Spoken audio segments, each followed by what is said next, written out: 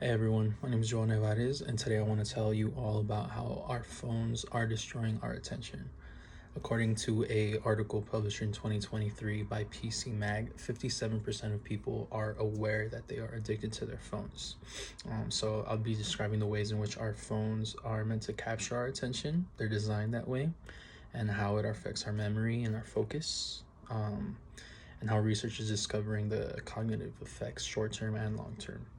So first, I'll explain the psychology of attention and reward systems. Second, the cognitive effects of phone use and focus. And third, the research about the growing relationship between people and digital devices and that, neurological effects that it has on us. So first, why we're so hooked to our phones to begin with. And that's because of a dopamine rush. So for those who don't know, dopamine is a neurotransmitter which serves as our reward center, and many body functions including memory, movement, motivation, mood, attention, so much more. Every single time you eat something sweet or something that you like, you smell a good smell, fragrance, you watch a movie, you see a funny video, those all things all give us dopamine. Phones are the newest devices that we've had at our disposal that give us the quickest dopamine rush that we can get. And that creates a feedback loop where we know we have this little quick thing that could give us a quick little hit of dopamine in our pockets at all times. It's fine if it was something positive. Dopamine is really good for things that are positive. If you're eating, you need that nourishment. That's gonna give you food. It's good to laugh every once in a while. That's fine. But since phones aren't really giving us anything positive, it becomes a negative positive feedback loop. You know, Developers use a thing called variable racial schedules.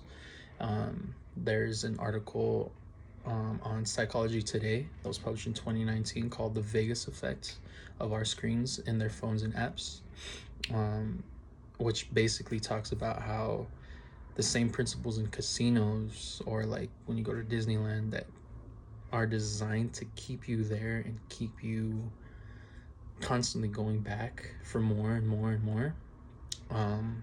Those exact things are used in the development of the apps for our phones. Um, Hitting a jackpot is the same as, finding a satisfying video. Liking a video feels like you're getting something. The feature on most of our apps where you scroll up and it starts refreshing, that's even a thing that's like taken exactly from slot machines, where you keep scrolling and scrolling and scrolling and it's a new thing and scroll new thing. That just has increased our phone usage so much, where there's a stat in the same article that I said before, the GC mag when published in 2023, that says that our phones, we check them an average of 144 times per day. There's another article in that same stat in that article that says that we spend a total of almost 90 days a year on our phones within just an average of 4 hours of screen time per day. So just 4 hours of screen time per day at the end of the year averages out to 90 days. So the second thing I want to go over is the effects that constant stimulation has on our ability to focus. There's a thing called attention fragmentation, that basically says that it takes 23 minutes to refocus our attention after an interruption. This is because each interruption creates what researchers call attention residue, which is basically like, you saw a funny video on TikTok or something, and for the next 23 minutes on average, they said, your brain keeps kind of going back to that. If you just ate something good for about 23 minutes, sometimes even longer, you're gonna be like, man, that was really good. So that creates kind of a hard, situation where we're trying to refocus our attention onto something, but Our brains literally are not wired that way.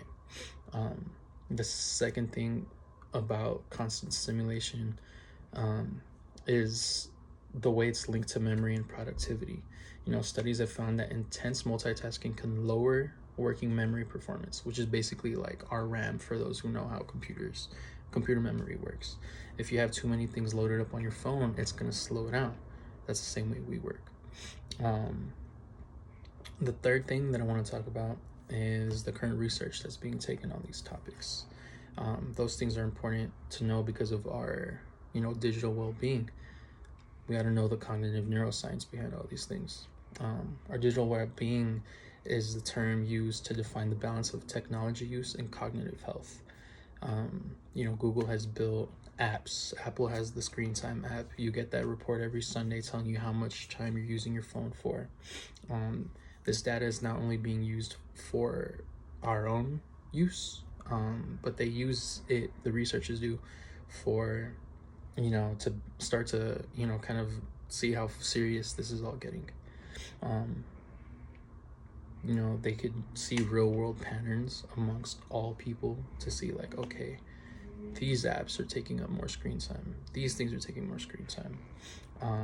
The cognitive neuroscience on this is also pretty alarming too, because they have shown that, it's proven that our prefrontal cortex and striatum are activated with phone use, and those parts are important for decision making and habit information.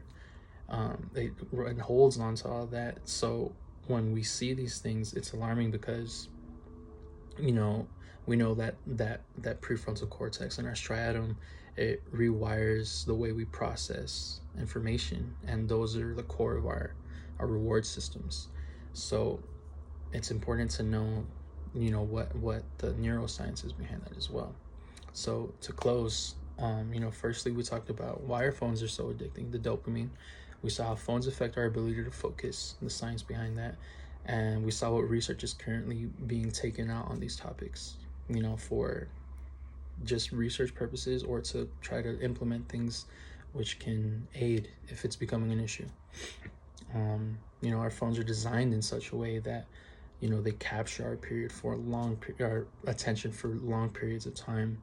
And, I think it's important that we take in all this substantial amount of information and research to know that, it's important to know where these things are going as, we evolve with all this technology.